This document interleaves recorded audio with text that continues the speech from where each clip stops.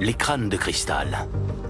De fascinantes reliques taillées dans du cristal de quartz, dispersées aux quatre coins de la planète. Depuis leur découverte au milieu du 19e siècle, ces représentations de crânes humains passionnent chasseurs de trésors, archéologues et historiens. Les gens sont fascinés par les crânes de cristal parce qu'ils ont une connexion avec la mort. Exposés dans les plus grands musées du monde, on a longtemps pensé qu'ils auraient été façonnés il y a plusieurs millénaires par les Aztèques ou les Mayas. Le crâne humain était au cœur des systèmes de croyances et des pratiques mayas. Il jouait un rôle fondamental dans leurs cérémonies et dans leurs rituels. Pour certains adeptes d'ésotérisme, les crânes de cristal auraient le pouvoir de guérir ou viendraient même d'univers parallèles. En scrutant les crânes, en essayant de regarder intensément à travers leurs yeux, ils pensaient avoir trouvé des preuves de contact extraterrestre. Au cours des siècles, les théories les plus fantasques ont été envisagées, alimentant sans relâche la polémique. Les scientifiques du monde entier ont donc eu recours aux dernières technologies de pointe pour faire parler ces mystérieux objets, jusqu'à ce que certains finissent par livrer quelques-uns de leurs secrets. Ces nouvelles techniques vont pouvoir permettre de déterminer l'authenticité des crânes. Et grâce à elles, on va enfin découvrir si ces crânes étaient des vrais ou des faux. Alors, qui détient la vérité? Qui a bien pu sculpter ces macabres objets? Et dans quel but?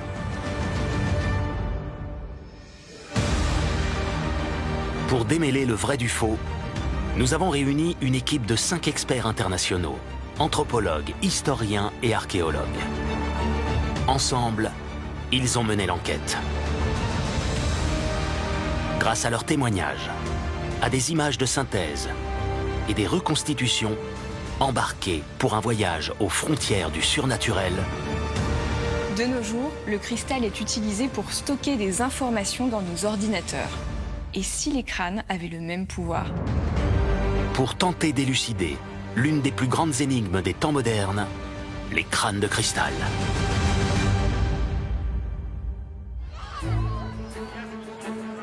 Paris, 1878. La capitale française est en effervescence alors qu'elle accueille sa 3e exposition universelle. 50 000 exposants venus de 42 pays sont réunis cette année-là pour faire découvrir au public les dernières inventions, découvertes scientifiques et promouvoir l'art et les cultures du monde entier. C'est dans ce contexte que le nouveau musée d'ethnographie du Trocadéro expose parmi ses collections un objet intrigant, jamais vu auparavant, un crâne de cristal. Translucide et taillé dans un seul bloc, il pèse près de 3 kg pour 11 cm de haut. Ce crâne de cristal est présenté comme un chef-d'œuvre de l'art aztèque censé représenter le dieu des morts, Mictlantecuhtli. Il aurait pour origine le Mexique, puisque c'est dans ce pays que l'Empire aztèque a prospéré à partir du XIIIe siècle jusqu'à la conquête des Espagnols au XVIe siècle. Le musée d'ethnographie du Trocadéro est très fier à l'époque parce que c'est la première fois qu'un tel objet est exposé dans un musée. Le crâne est un don d'un explorateur français qui s'appelle Alphonse Pinard et il a aussi prêté d'autres objets de sa collection. Au XIXe siècle, comme Alphonse Pinard, ils sont nombreux à sillonner le continent américain à la recherche de trésors qu'ils vendront ensuite en Europe. Des objets d'art précolombiens ayant appartenu aux 3 grandes civilisations qui vécurent en Amérique avant l'arrivée des Européens. Les Aztèques, les Incas et les Mayas. À cette époque, des objets authentiques anciens affluent d'Amérique centrale et les Européens commencent à se rendre compte du degré de sophistication de ces cultures. Peu à peu, le monde prend conscience de l'importance de préserver ces témoignages du passé. Une nouvelle science, l'archéologie, va se développer. Alors que la tradition antiquaire, l'art d'accumuler les objets dans des collections privées, disparaît peu à peu, les musées se développent et deviennent désormais les garants de cette mémoire. Les crânes de cristal sont apparus au moment où la collection d'antiquités a cédé la place à une nouvelle science appelée archéologie. Au XIXe siècle, les gens ont commencé à chercher des objets de plus en plus fascinants. Et le mythe des crânes de cristal se situe vraiment avant l'essor de l'archéologie en tant que science. C'était une époque où les gens collectionnaient des objets pour leur simple plaisir.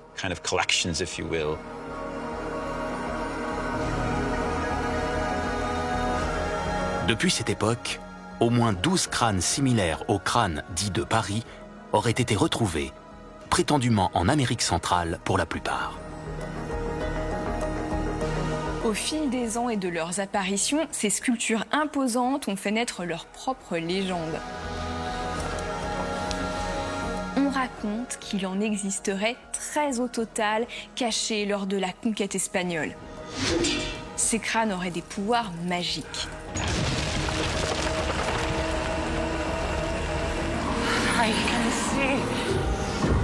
Selon la légende, le jour où ils seront tous réunis, les crânes de cristal nous dévoileront les plus grands mystères de la vie, nous sauvant ainsi d'une fin apocalyptique.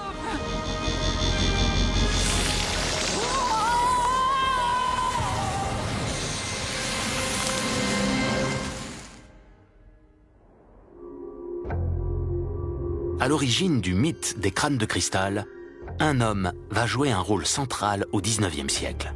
Son nom, Eugène Boban. Plusieurs de ces spécimens vont passer entre les mains de cet antiquaire, alors que l'Europe découvre leur existence. Eugène Boban est un jeune Français. Il arrive au Mexique en 1857 et tombe immédiatement amoureux de la culture locale. Il voulait tout connaître du monde ancien sur lequel reposait le pays. Issu de la classe ouvrière parisienne, il ne doit son succès qu'à lui-même et à son travail acharné. Car il va bientôt devenir l'un des plus grands experts internationaux de la culture précolombienne.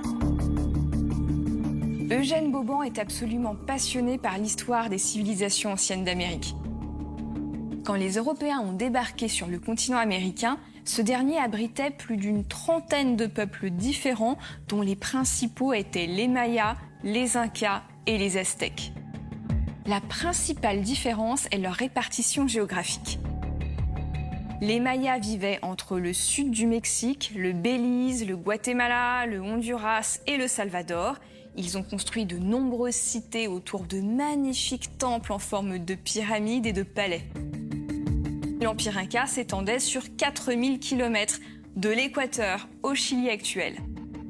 La principale cité impériale Inca s'appelait Cusco. Les Aztèques étaient quant à eux au centre du Mexique, leur capitale étant d'ailleurs Tenochtitlan, devenue par la suite Mexico. Eugène Boban s'est totalement immergé dans le monde du Mexique. Il a appris l'espagnol et même le nahuatl, qui est la langue aztèque, afin de pouvoir mieux communiquer et mieux comprendre toutes ces merveilleuses cultures dont il est tombé amoureux. Ce qui est fascinant, c'est que c'est cette proximité qui lui a donné l'opportunité de trouver ces objets et de les ramener en Europe. À cette époque, les vestiges des antiques cités regorgent encore de trésors à peine dissimulés. Il suffit à Eugène Boban de se pencher pour les ramasser. Un business profitable qui lui permet de vivre confortablement. En 1862, quelques années après son arrivée, l'empereur Napoléon III envahit le Mexique. Eugène Boban y voit l'opportunité de se rapprocher du nouveau régime français pour asseoir sa réputation et accéder aux sites qui lui étaient jusque-là refusés. Il se lie à la commission scientifique qui étudie alors l'archéologie et l'anthropologie au Mexique. Eugène Boban était vraiment un homme de son époque et il a donc pu utiliser ce lien avec cette commission pour se présenter comme antiquaire auprès de l'empereur, ce qui signifie que tous les biens qu'il collectionnait et commercialisait sont soudain devenus source d'un grand intérêt pour les personnes en France. Grâce à ses relations avec l'empereur, l'élite européenne s'arrache ces objets d'art venus d'ailleurs. Le point culminant de cette affaire est atteint en 1867, lorsqu'une partie de la collection d'Eugène Boban est envoyée à Paris pour être présentée à l'exposition universelle. Peu de temps après, le Français décide de rentrer s'installer à Paris. Il y ouvre une échoppe qui ne passe pas inaperçue, où sont vendues toutes sortes de pièces et bibelots issus de sa vaste collection. Antiquité mexicaine, la boutique d'Eugène Boban se trouve au cœur du monde intellectuel de Paris. Il aura comme clients des scientifiques, des historiens, des anthropologues, et son expertise sera largement reconnue.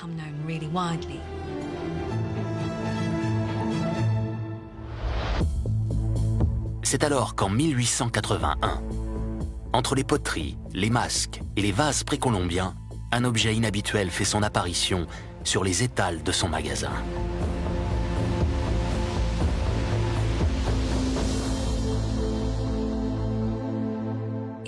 En 1881, Eugène Boban met en vente quelque chose d'inédit, un crâne en cristal de quartz.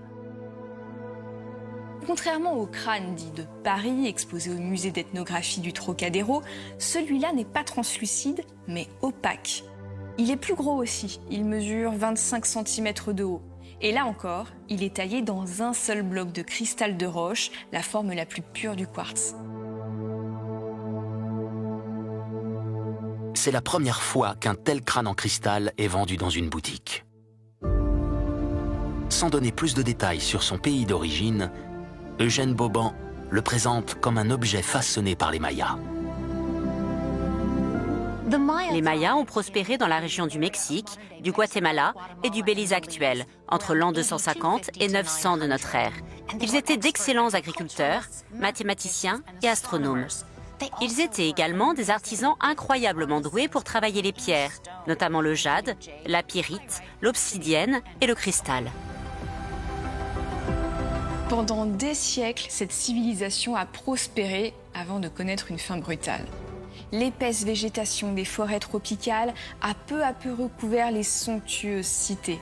Et ce n'est que dans les années 1830 que les premières fouilles ont permis de mettre à jour des ruines parmi les plus célèbres et les plus spectaculaires de l'histoire humaine.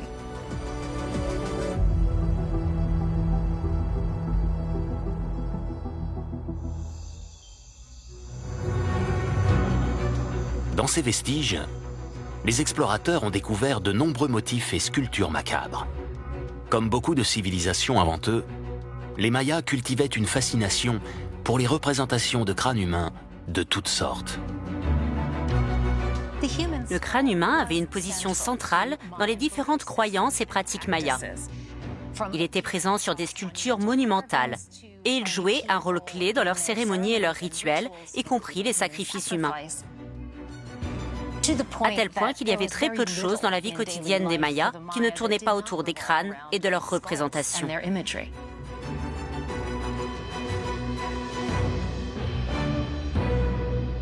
Quant au cristal de roche, il occupait une place centrale chez les Mayas. Les historiens pensent qu'ils l'utilisaient dans certains rituels pour s'éclaircir l'esprit et atteindre un état de conscience supérieur. Pour y parvenir, ils fixaient longuement la surface réfléchissante du cristal par un procédé appelé scrutation. Pour les Mayas, la scrutation consistait à essayer de voir au-delà de notre monde, dans le monde métaphysique. Le but était d'obtenir des conseils ou y trouver une prophétie. C'est exactement la même chose qui est toujours pratiquée aujourd'hui par certaines voyantes et d'autres diseuses de bonne aventure. À travers leur boule de cristal, elles prétendent avoir accès à certaines informations et pouvoir lire votre avenir, et tout ça grâce au quartz. L'objet détenu par Eugène Boban pourrait donc posséder de mystérieux pouvoirs. Et comme l'homme a le sens des affaires, il n'hésite pas à mettre en vente son crâne de cristal au prix astronomique de 3 500 francs, l'équivalent de 30 000 €. Sans surprise, l'artefact ne trouve pas preneur. Mais les curieux et les amateurs d'antiquités affluent dans la petite boutique pour l'admirer. Car aussi étrange que cela puisse paraître, dans le contexte morose du 19e siècle, cette représentation funeste parle aux Européens. C'est une période de forte guerre, avec la guerre de Crimée et la guerre de sécession aux États-Unis. Mais il y a aussi de fortes épidémies qui circulent et qui rendent la mort omniprésente. Alors que l'Europe compte ses disparus, cette sacralisation des défunts, immortalisée à jamais dans la pierre, fascine. Les Européens ont toujours été fascinés par les crânes, et nous les avons souvent appelés des memento mori.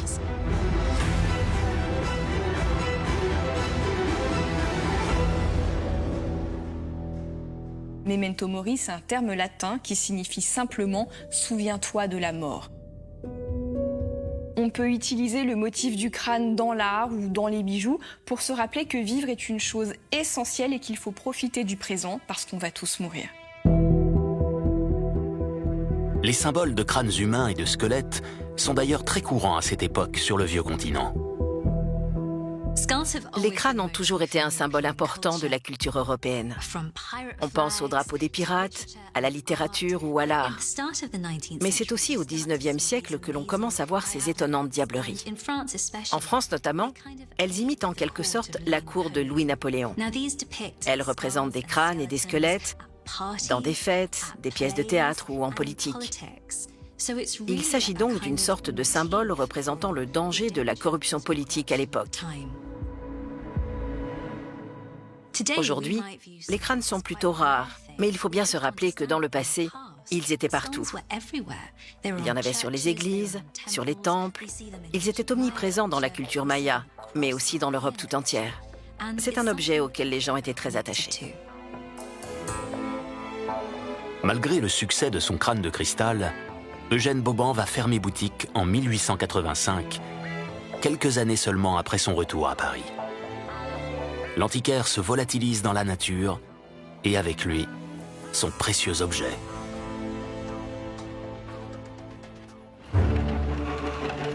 Mais en 1898, un nouveau crâne va à nouveau faire parler de lui. Cette fois, il n'est pas en France, mais en Angleterre, dans le très réputé British Museum de Londres, qui dévoile dans ses collections un imposant crâne de cristal opaque de 25 cm de haut. Présenté comme aztèque, il ressemble à s'y méprendre au crâne vendu par Eugène Boban quelques années plus tôt à Paris. Et il y a une bonne raison à ça. C'est le même objet.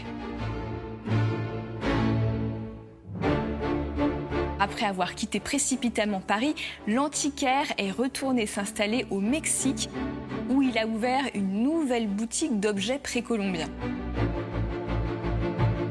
Au Mexique, il expose le crâne parmi d'autres crânes humains et tente de le vendre à un musée mexicain. Malheureusement pour Eugène Boban, lorsque le conservateur l'examine, il déclare que le crâne n'est pas en quartz, mais simplement en verre, et qu'Eugène Boban est un imposteur.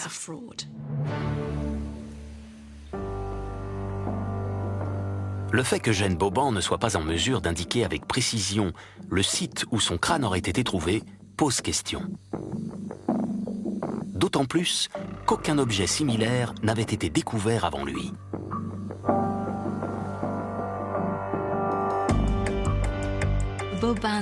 La réputation d'Eugène Boban ayant été salie, il décide de partir.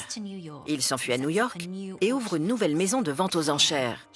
C'est là qu'il réussit à vendre le crâne pour la première fois à Tiffany's pour 950 $. Estimé aujourd'hui à 30 000 $, soit près de 28 000 €, le British Museum le rachète à son tour à la célèbre maison de joaillerie en 1898. Et voilà comment ce crâne a pratiquement fait le tour du monde avant de se retrouver exposé à Londres. Cette vente aux enchères a permis d'en apprendre plus sur l'histoire de l'objet. Boban a déclaré à l'époque que le crâne avait appartenu d'abord à un officier espagnol qu'il avait trouvé au Mexique avant l'occupation française. Cet officier l'aurait ensuite vendu à un collectionneur anglais. Et Boban l'aurait acquis après la mort de ce collectionneur. Cette révélation n'a fait qu'épaissir le mystère autour de la provenance de cet objet.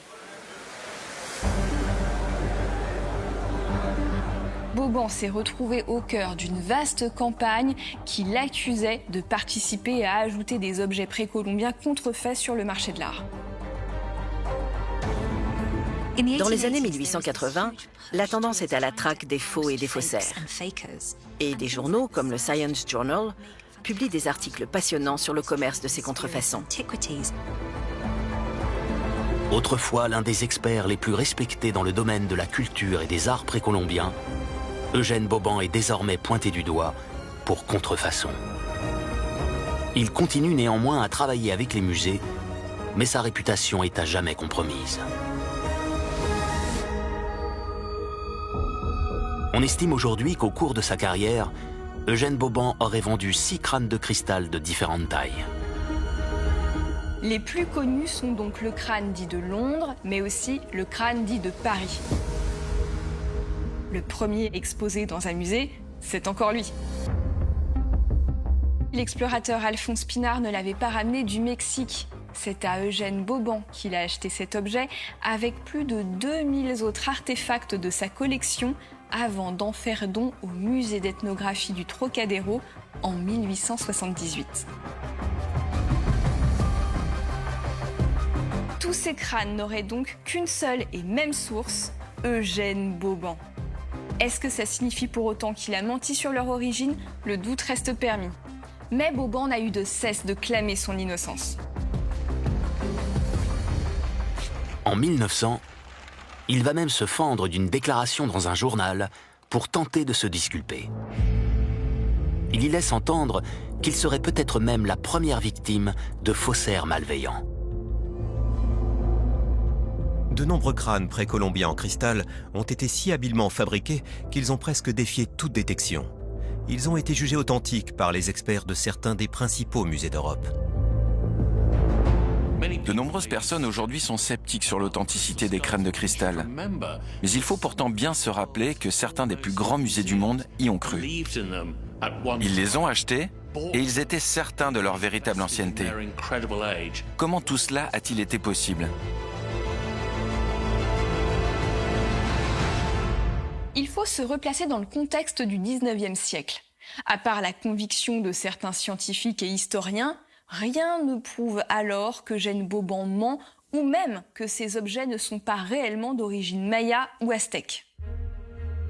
Pour une raison simple, aucune technique scientifique à l'époque ne permet de vérifier avec certitude la composition organique de ces objets, leur méthode de fabrication ou leur datation. Si l'honnêteté d'Eugène Boban a été questionnée par quelques scientifiques, la légende des crânes de cristal, elle, est déjà en marche. Et elle n'est pas près de s'arrêter.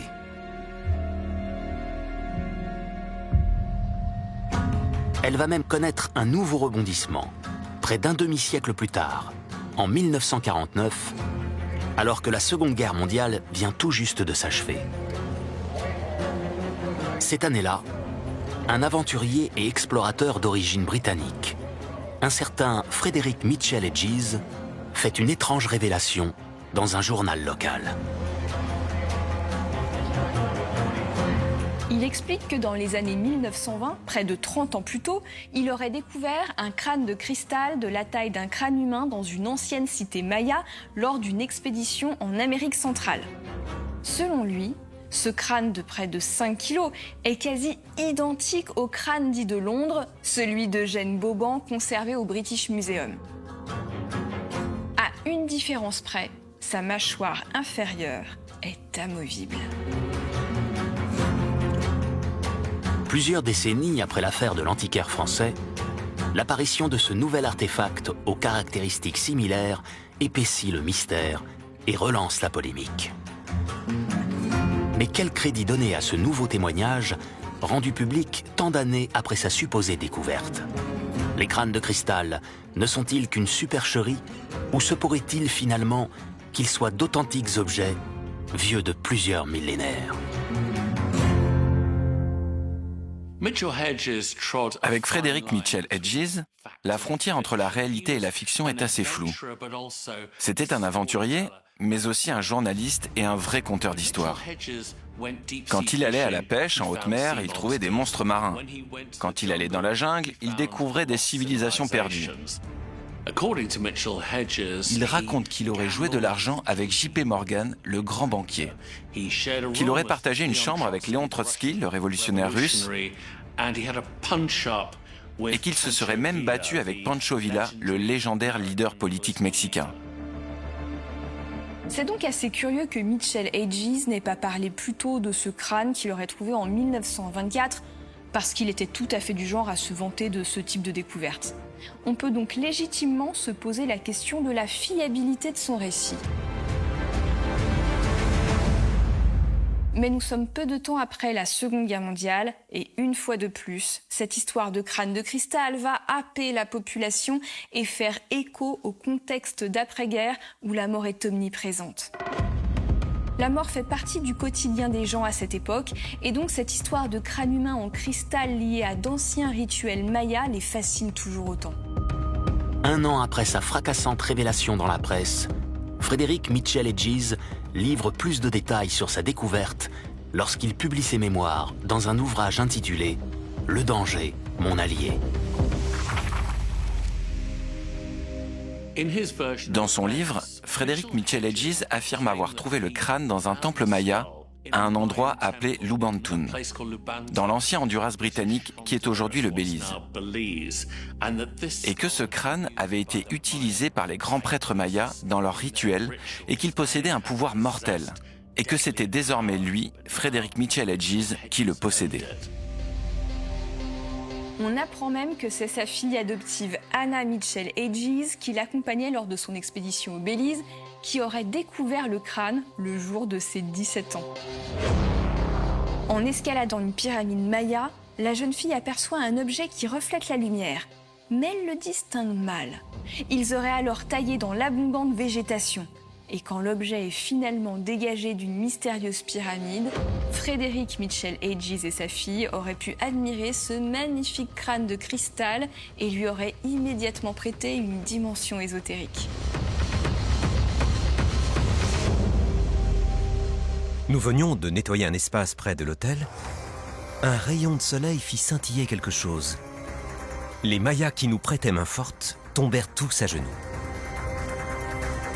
Le crâne de cristal de Frédéric Mitchell Hedges était connu sous le nom de crâne du destin. Il a affirmé que si quelqu'un osait ne serait-ce que regarder le crâne ou s'en moquer, alors il risquait d'être tué par ses pouvoirs. D'après l'aventurier, ce seraient des habitants de la région, descendants des Mayas, qui auraient insisté pour lui faire cadeau de cet objet au pouvoir sacré, fabriqué par leurs ancêtres au moins 1600 ans avant Jésus-Christ. Pour expliquer comment le crâne aurait été fabriqué plusieurs milliers d'années plus tôt, Frédéric Mitchell Hedges a avancé une théorie selon laquelle il aurait été progressivement érodé à l'aide de sable.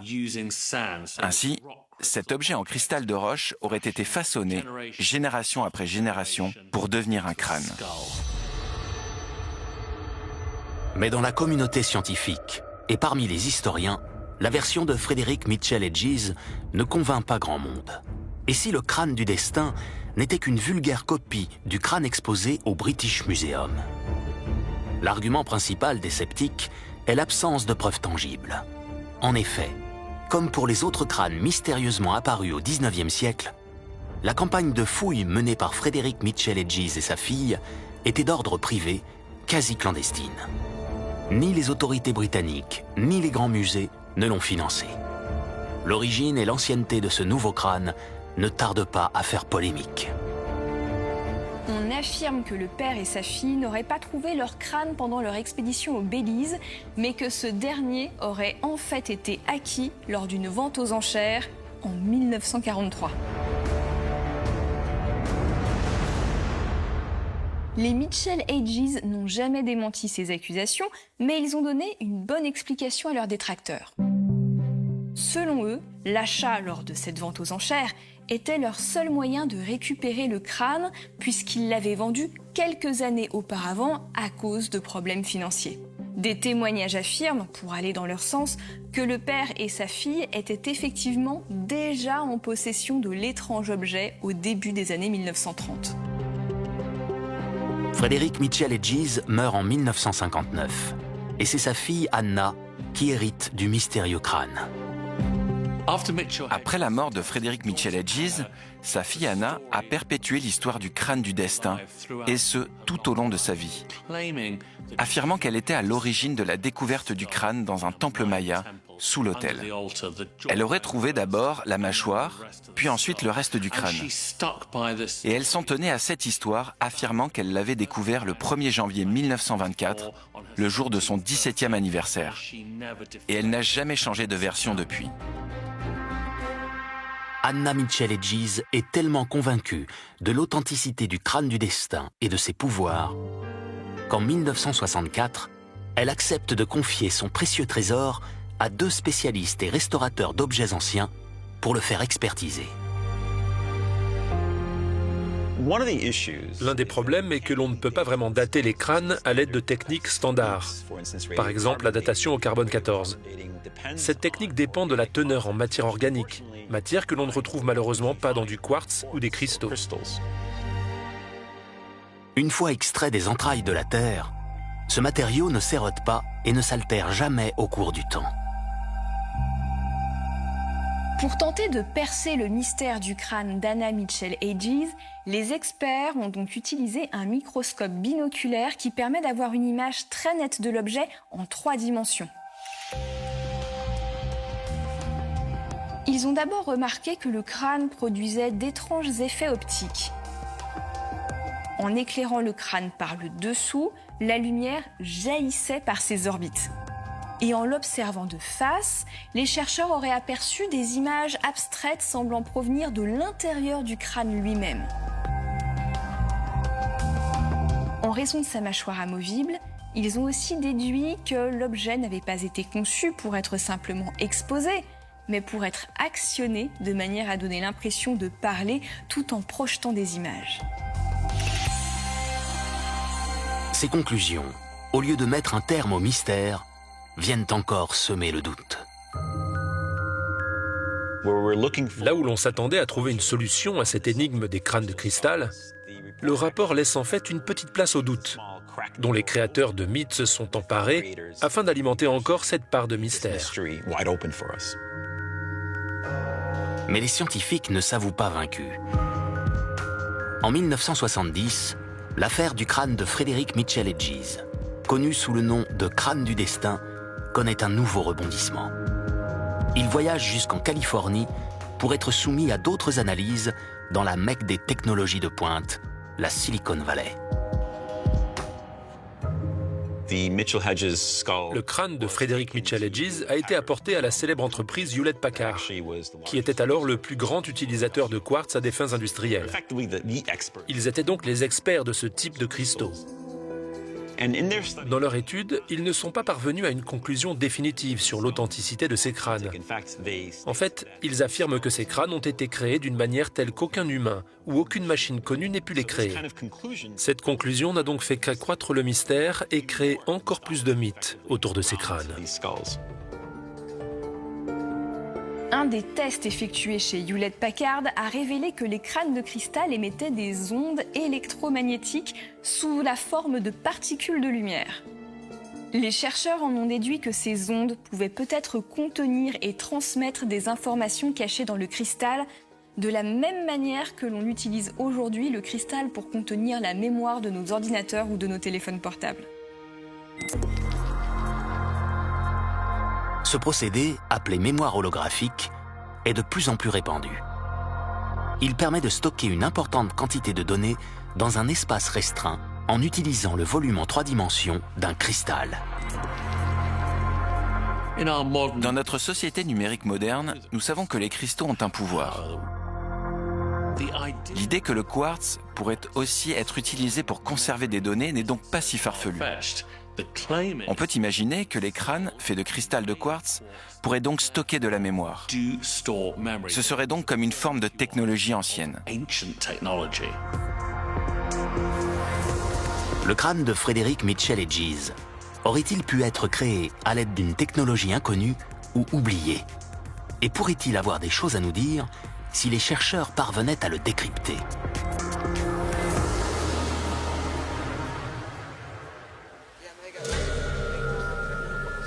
Dans les années 1970, les adeptes du courant New Age en sont persuadés. Le New Age, c'est un mouvement spirituel né dans les années 1970 aux États-Unis. Ses partisans s'intéressent notamment au paranormal et à l'ésotérisme. Concernant les crânes de cristal, ils ont une théorie qui s'appuie sur une vieille légende maya que l'on retrouve aussi chez les Aztèques et qui parle de 13 crânes de cristal dispersés aux 4 coins de la planète. La prophétie dit que le jour où ces 13 crânes de cristal seront enfin réunis, d'importantes informations seront dévoilées sur les origines de l'humanité, sur son destin et sur la plupart des mystères entourant la vie dans l'univers. Parce que ces crânes, une fois tous réunis, auraient la capacité de parler et de chanter, et puis ils auraient aussi de nombreux autres pouvoirs. Surely you're not afraid, Dr. Jones. Selon cette légende, ce sont les habitants de l'Atlantide qui auraient apporté ces crânes de cristal sur Terre. Certains affirment même que l'origine des crânes serait encore plus lointaine, puisque les Atlantes les tiendraient des extraterrestres.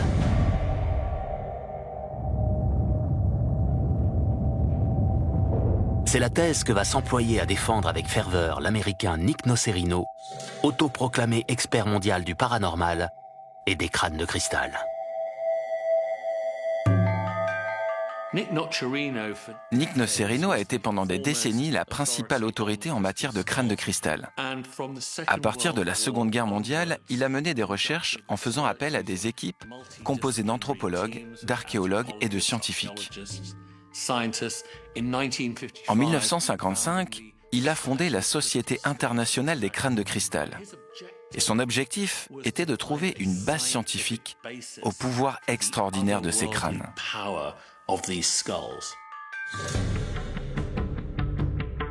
Jusqu'à sa mort en 2004, Nick Nocerino affirmera avoir été en contact avec plusieurs crânes de cristal au cours de sa vie. Il revendiquera même être le propriétaire de l'un d'entre eux, connu sous le nom de Shannara. Cet artefact aurait été découvert selon lui au Mexique en 1990 lors d'une expédition archéologique.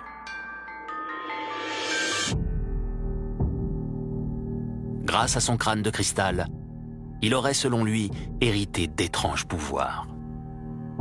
Nick Nocerino pratiquait ce qu'il appelait l'archéologie psychique. Autrement dit, par l'utilisation de la voyance, il prétendait détenir des informations scientifiques alternatives ou prétendument cachées.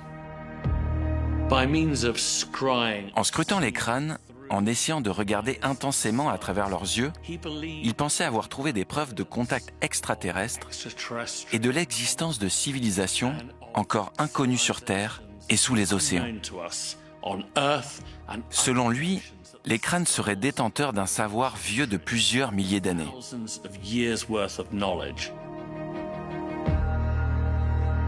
Nocerino était certes un expert sur le sujet des crânes de cristal, mais il était largement décrié par la communauté scientifique qui n'apportait aucun crédit à ses propos jugés complètement fantasques. Et pourtant, jusqu'à aujourd'hui, ces théories paranormales sur les crânes de cristal font toujours de nombreux adeptes, même s'ils sont de plus en plus marginalisés. Alors que les années 80 touchent à leur fin, la légende des crânes de cristal ne semble plus intéresser que les adeptes de paranormal.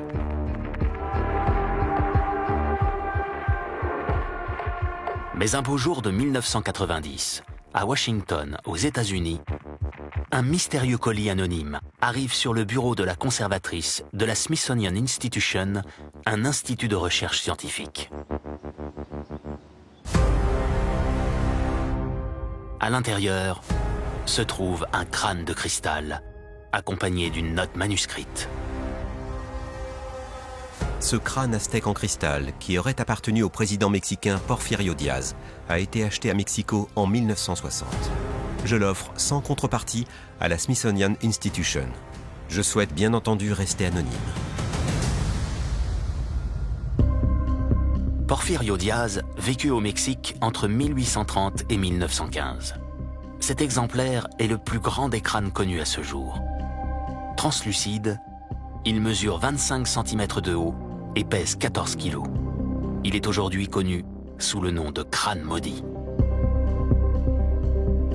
Voilà encore un crâne dont on ne sait rien de la véritable origine et de la manière dont il a pu se retrouver entre les mains de ce généreux donateur aux États-Unis. Est-ce que ce crâne a pu aussi faire partie de la vaste collection d'Eugène Boban? C'est possible puisqu'il n'est mort qu'en 1908 et il a très bien pu le revendre. Pour en avoir le cœur net, Jane McLaren Walsh, la conservatrice de la Smithsonian Institution, va soumettre le crâne maudit à diverses expertises scientifiques. On peut utiliser des techniques modernes pour essayer d'estimer les dates de fabrication de ces mystérieux crânes. Par exemple, grâce à la microscopie, on peut examiner les structures liées à la construction des crânes. Et grâce à des procédés chimiques, on peut aussi analyser leurs composants et retracer l'origine des cristaux eux-mêmes. Grâce à ces nouvelles technologies apparues dans les années 1990, Jane McLaren Walsh espère enfin percer le mystère des crânes de cristal. Et pour optimiser ses chances de succès, elle s'associe à Margaret Sachs, la conservatrice du British Museum. Dans le laboratoire scientifique du musée anglais, le crâne maudit et le crâne de Londres sont analysés par les microscopes les plus puissants du monde. Heureusement, ces nouvelles techniques vont pouvoir permettre de déterminer l'authenticité des crânes. Et grâce à elles, on va enfin découvrir si ces crânes étaient des vrais ou des faux. Avec cette batterie de tests, les scientifiques cherchent à déterminer si ces crânes ont réellement été sculptés par les Mayas ou les Aztèques, ou s'ils sont le résultat de techniques modernes.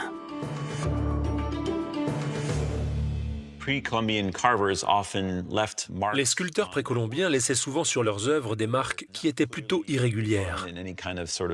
Les types de motifs que l'on y retrouve sont donc très différents de ceux des machines modernes, qui laissent souvent des marques droites et bien régulières.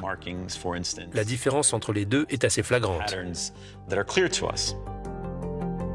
En comparant les marques présentes à la surface des crânes avec celles d'un authentique gobelet maya en cristal, la différence est immédiatement apparue. Les éraflures irrégulières sur le gobelet sont le résultat d'un polissage manuel. En revanche, les marques droites et parfaitement espacées sur les crânes sont la preuve de l'utilisation d'une machine moderne.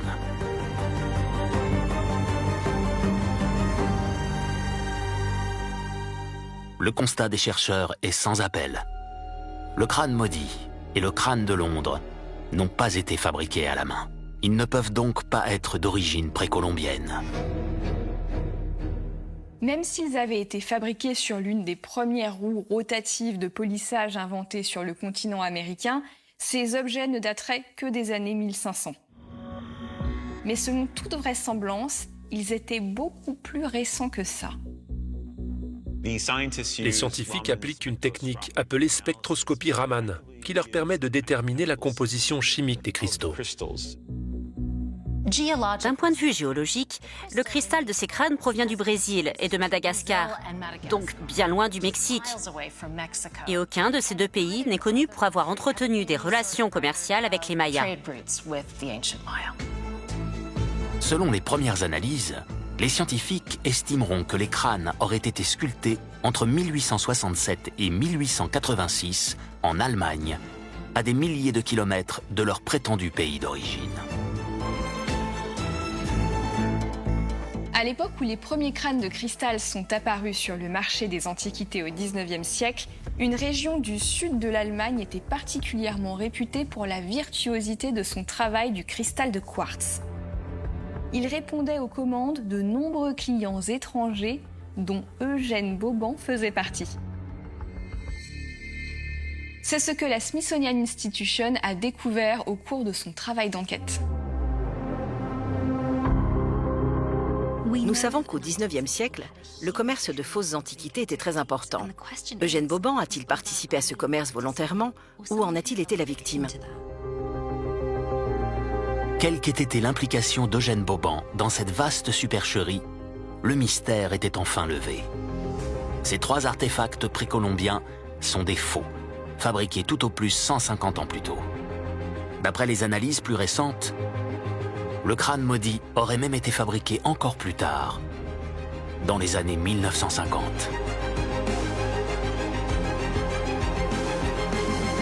Malgré les preuves irréfutables de ces analyses scientifiques, plus de 2 décennies après ces découvertes, certains préfèrent encore le mythe à la réalité et ils continuent à croire à l'origine maya ou même encore bien plus lointaine des crânes de cristal. Même pour les scientifiques, certaines questions restent toujours en suspens. On sait désormais qu'Eugène Boban connaissait la manufacture de cristal en Allemagne. Mais tous ces crânes venaient-ils pour autant de là-bas? D'autres auraient-ils pu provenir directement d'Amérique centrale ou d'Amérique du Sud et servir de modèle à la manufacture?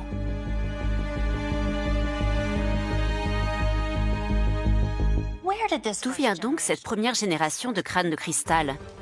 Jane McLaren Walsh, l'anthropologue américaine du Smithsonian, a suggéré qu'ils pourraient avoir été collectés dans de vieilles églises mexicaines ou qu'ils auraient été produits par un seul artisan ou atelier.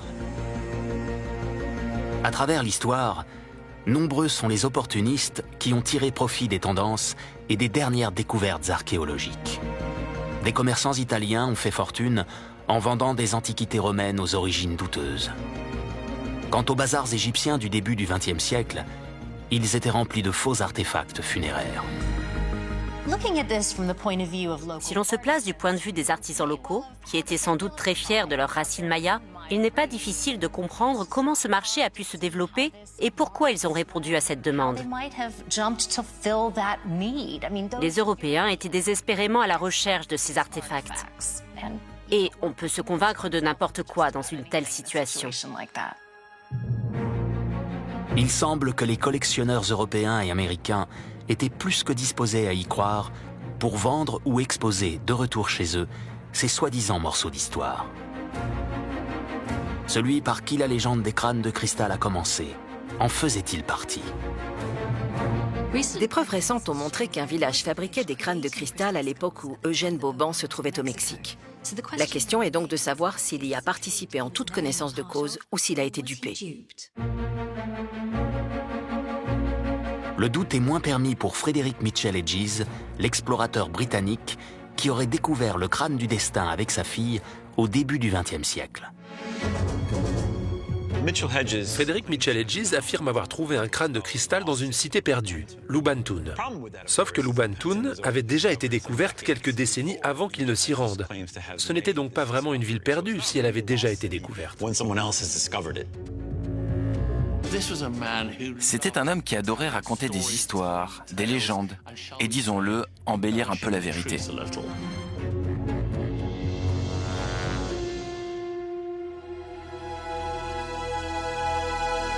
Les crânes de cristal n'ont peut-être pas l'origine et l'ancienneté millénaire qu'on leur prêtait, mais leur aura continue de fasciner le grand public et les chercheurs du monde entier.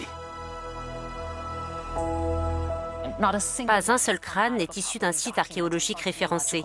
Et pourtant, je suis toujours aussi étonnée de voir à quel point ils font partie de notre imaginaire collectif. Et ils occupent toujours une place de choix dans les collections des musées du monde entier. Depuis les récentes découvertes, certains musées ont cependant revu leurs copies.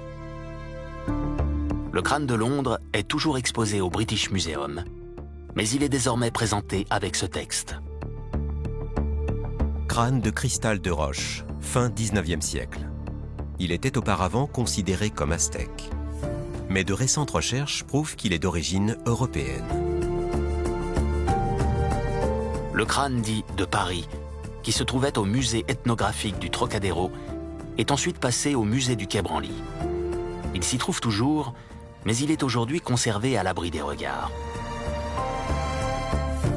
Tout comme le crâne de la Smithsonian Institution, qui aura permis de résoudre le mystère des crânes de cristal. Il a depuis été relégué dans une armoire verrouillée, loin du public, mais demeure une pièce importante de la collection.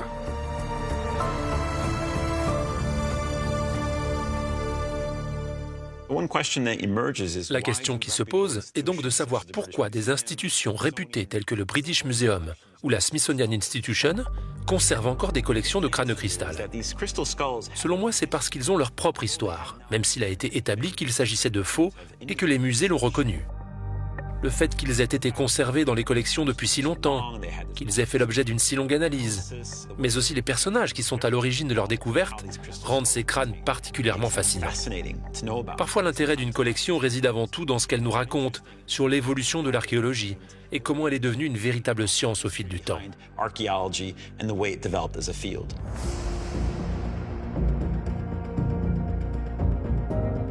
J'adore l'histoire des crânes de cristal. C'est un moment où le monde moderne se combine avec le monde ancien pour créer quelque chose de nouveau. Au début de mes recherches, j'ai abordé ce sujet avec beaucoup de scepticisme. Mais plus on s'intéresse à l'histoire des crânes de cristal, mieux on comprend pourquoi et comment les gens ont été attirés par ces légendes. Il y a quelque chose de très intriguant dans ce que dégagent ces objets, et même dans les histoires qu'on a racontées autour de leur découverte. Et pour des millions de personnes dans le monde, les crânes de cristal sont tout à fait vrais et détiennent de véritables pouvoirs. Les anciens crânes de cristal maya n'étaient en fait que des objets modernes, très probablement sculptés en Allemagne par des maîtres artisans. Ils n'ont jamais été utilisés dans les rituels par les grands prêtres. Ils ne présentent aucun indice d'origine extraterrestre. Rien n'a permis de prouver qu'ils auraient réellement pu stocker le souvenir de mondes oubliés ou d'autres dimensions. Mais ils continuent de susciter en chacun de nous le désir brûlant de croire en l'extraordinaire et au surnaturel.